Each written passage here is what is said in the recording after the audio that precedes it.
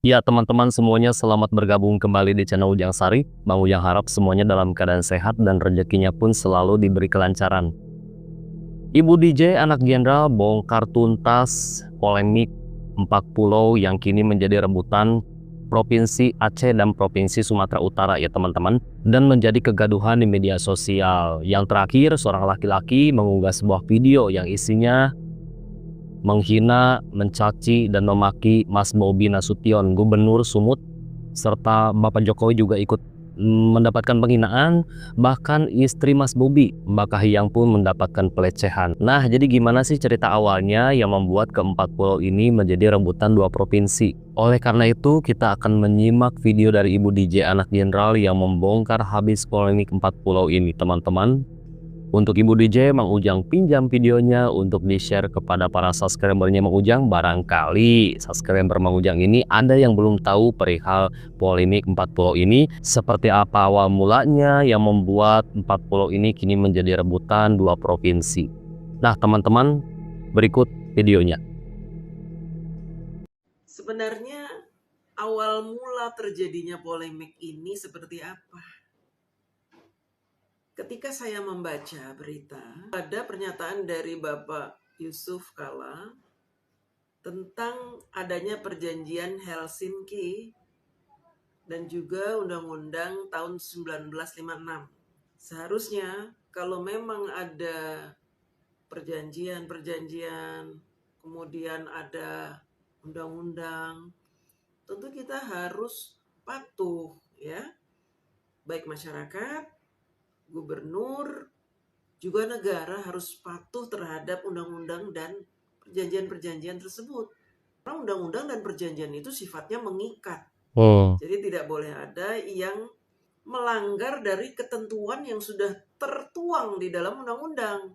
Kalau memang ada ditulis di undang-undang atau perjanjian tersebut seperti yang dikatakan oleh Bapak Yusuf Kala. Makanya saya ingin mengajak kepada teman-teman, sama-sama kita akan mempelajari undang-undang yang dimaksud beserta MOU atau Perjanjian Helsinki.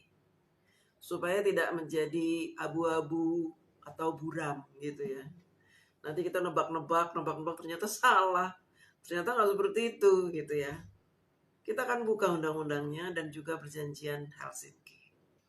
Nah teman-teman, setelah saya mempelajari Undang-Undang 1956 dan juga MOU Helsinki, saya menemukan beberapa catatan. Yang pertama, di MOU atau Perjanjian Helsinki ini terdapat kata-kata seperti ini. Perbatasan Aceh merujuk pada perbatasan 1 Juli 1956. Nah, pihak Provinsi Aceh atau Gubernur Aceh ini mengklaim 4 pulau itu karena di MOU Helsinki ada tulisan ini. Maksudnya apa ini perbatasan 1 Juli 1956? Maksudnya adalah perbatasan 1 Juli 1956 dijelaskan di Undang-Undang nomor 24 tahun 1956. Nah, jadi artinya di MOU ini tidak disebutkan pulau apa saja yang menjadi pulau kewenangan dari Provinsi Aceh, nggak dijelaskan. Tapi ada di Undang-Undang 1956. Untuk itu kita akan melihat lagi ke Undang-Undang 1956. Apakah disebutkan itu pulau-pulau itu. Nah, teman-teman bisa lihat di sini ya, nota kesepahaman pemerintah Republik Indonesia dan Gerakan Aceh Merdeka. Jadi teman-teman, MOU Helsinki ini atau perjanjian Helsinki ini dilakukan di Finlandia. Tujuannya apa? Yaitu untuk meredam gejolak yang terjadi di Aceh saat itu. Wow. Ya, jadi itu kan terjadi pergolakan di Aceh karena ada permintaan Aceh kepingin merdeka. Gitu. Nah di era Bapak SBY terjadi nota kesepahaman. Artinya apa? Bahwa Aceh sudah sepakat, warga Aceh sudah sepakat akan menjadi bagian dari NKRI. Makanya dibuat nota kesepahaman ini, atau yang orang sebut MOU Helsinki, perjanjian Helsinki, karena dilakukan di situ, di Helsinki, Finlandia. Teman-teman sudah paham ya sampai sini ya, bahwa di MOU itu ada tulisan ini. Makanya Gubernur Aceh bilang, loh kami merujuk pada MOU Helsinki di nomor 1.1.4. Ada tuh disebutkan kok. Kalau orang awam bertanya, emang di perbatasan 1 Juli 1956 disebutkan apa? Nah, Apa itu? Perbatasan 1 Juli 1956. tidak disebutin Tulisan pulaunya. ini merujuk pada perbatasan 1 Juli 56, maksudnya merujuk pada Undang-Undang Nomor 24 Tahun 1956. Undang-Undang Republik Indonesia Nomor 24 Tahun 1956 tentang pembentukan daerah otonom Provinsi Aceh dan perubahan peraturan pembentukan Provinsi Sumatera Utara.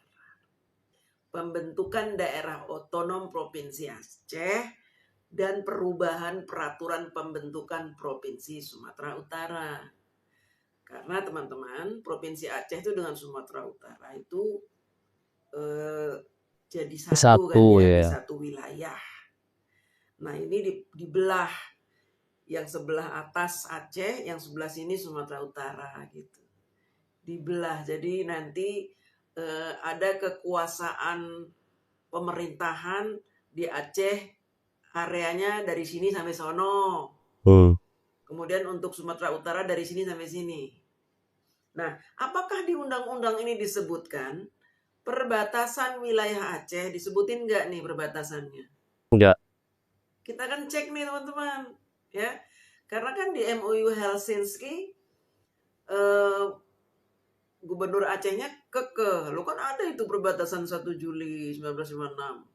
Coba kita lihat di undang-undang ini. Ada nggak sih menyatakan bahwa perbatasan Aceh itu ini gitu. Kita akan lihat ya. Di Undang-Undang 1956 ini, Undang-Undang Nomor 24 Tahun 1956, ada pasal 1. Pasal 1 ayat 1 menyebutkan bahwa daerah Aceh yang melingkungi kabupaten-kabupaten ada 7. Yang pertama Aceh Besar, 2 Pidi, 3 Aceh Utara, 4 Aceh Timur, 5 Aceh Tengah, 6 Aceh Barat, 7 Aceh Selatan, dan kota besar Kutaraja. Dipisahkan dari lingkungan daerah otonom Provinsi Sumatera Utara yang dimaksud dalam peraturan pemerintah pengganti Undang-Undang Nomor 5 Tahun 1950 dan dibentuk menjadi daerah yang berhak mengatur dan mengurus rumah tangganya sendiri, tingkatan ke-1 dengan nama Provinsi Aceh. Jadi di undang-undang ini dijelaskan bahwa bagian-bagian yang tadi 7 itu, ya, daerah-daerah yang 7 tadi sudah menjadi daerah otonomnya Aceh, tidak lagi menjadi bagian dari Sumatera Utara. Undang-undang ini menjelaskan itu. Apakah di undang-undang ini juga disebutkan pulau-pulau yang 4 tadi? Saya sudah cek teman-teman, tidak ada disebutkan pulau-pulau tersebut. Gak ada disebutkan nama pulau-pulau itu. Ada Pulau Panjang, pulau ini, pulau itu, tidak ada. Ya. Artinya apa teman-teman? Artinya memang polemik ini timbul karena persepsi yang berbeda-beda yang muncul dari undang-undang yang ada. Ya.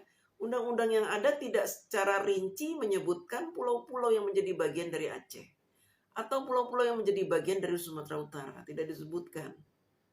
Hanya disebutkan bahwa saat ini di tahun 56 itu ya, bahwa saat ini Provinsi Aceh itu terdiri dari tadi 7 kabupaten. Sumatera Utara ini gitu, dipisahkan tuh. Dipisahkan. Sekarang lu punya otonom sendiri, Sumatera Utara. Lu jangan ngutak-ngatik yang ono. Yang ono itu Aceh. Makanya dibuatlah undang-undang pemisahan wilayah antara Sumatera Utara dengan Provinsi Aceh. Teman-teman udah paham belum? Mudah-mudahan sudah ya. Nah, masalahnya adalah Di Undang-Undang Nomor 24 Tahun 56 ini tidak disebutkan pulau-pulaunya, ya. Pulau-pulau yang termasuk ke dalam wilayah otonom Aceh apa saja itu nggak disebutin. Pulau ini nih yang 4 jadi polemik ini apakah masih tetap ke areanya Sumatera Utara pun tidak disebutin. Jadi mereka berebutan pulau. Kenapa Sumatera Utara mengklaim itu pulaunya? Nah, kalau Aceh tadi kan sudah ya mengklaim karena terdapat di MOU Helsinki dan juga di Undang-Undang 1956. Tapi ternyata tidak ada tuh. Tidak ada nama pulau-pulau itu tidak disebutkan ya. Nah, sekarang kenapa Provinsi Sumatera mengklaim bahwa 4 pulau itu menjadi bagian dari wilayah Sumatera Utara? Kenapa seperti itu? Ini terjadi karena adanya peraturan Kementerian Dalam Negeri. Apa itu peraturan Kementerian Dalam Negeri? Kita akan lihat teman-teman. Di dalam keputusan Menteri Dalam Negeri nomor 302-2138 tahun 2025 tentang pemberian dan pemutakhiran kode serta data wilayah administrasi pemerintahan dan pulau. Kepmendagri ini mengukuhkan keempat pulau tersebut sebagai wilayah administratif Sumatera Utara. Jadi, kenapa Sumatera Utara mengklaim pulau tersebut milik mereka? Karena ada di Kepmendagri ini. Ya, Kepmendagri ini kan membuat sebuah keputusan untuk pengkodean wilayah-wilayah. Nah, pulau ini dikodekan oleh Kepmendagri itu sebagai wilayahnya Sumatera Utara. Makanya diklaim sebagai pulaunya Sumatera Utara. Kementerian Dalam Negeri sebagai pihak yang mengeluarkan keputusan ini berdalih bahwa penetapan tersebut didasarkan pada. Jadi Kemendagri itu ketika membuat peraturan juga dia punya alasan-alasan. Kenapa memasukkan 4 pulau ini ke dalam wilayah Sumatera Utara? Ada alasan-alasannya. Apa saja sih alasannya? Yang pertama, kesepakatan Tim Nasional Pembakuan Nama Rupa Bumi. Menurut Kemendagri, baik Sumatera Utara maupun Aceh sudah bersepakat untuk menyerahkan keputusan kepada tim nasional. Jadi Aceh sama Sumut, yaudah deh terserah tim nasional deh yang mutusin. Sudah ada kesepakatan itu. Kemudian yang kedua, batas darat yang disepakati. Siapa yang menyepakati itu batas daratnya? Direktur Jenderal Bina Administrasi Kewilayahan Kemendagri. Safrizal ZA menyatakan bahwa letak geografis keempat pulau memang berada di Sumatera Utara. Jika dilihat dari batas darat yang telah disepakati bersama oleh kedua provinsi. Artinya secara teknis dan geografis, berdasarkan garis koordinat yang telah dipetakan, pulau-pulau tersebut masuk dalam wilayah Sumatera Utara. Seperti itu teman-teman. Argumen geografis dan dekatnya lokasi. Secara geografis, beberapa pulau yang disengketakan ini memang lebih dekat secara visual dan aksesibilitas ke daratan Sumatera Utara dibandingkan dengan Aceh. Ini menjadi argumen kuat bagi Sumatera Utara yang mengklaim berdasarkan kedekatan lokasi.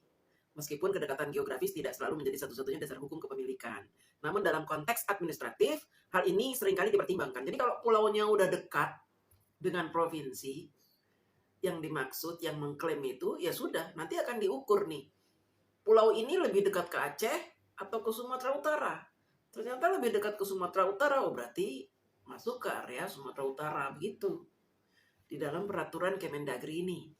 Nah teman-teman, dari penelusuran ini, kita bisa mengambil kesimpulan bahwa Aceh dan Sumatera Utara sebenarnya dulu sudah pernah bersepakat untuk menyerahkan kepada nasional dalam menentukan wilayah-wilayah administratif di area mereka masing-masing.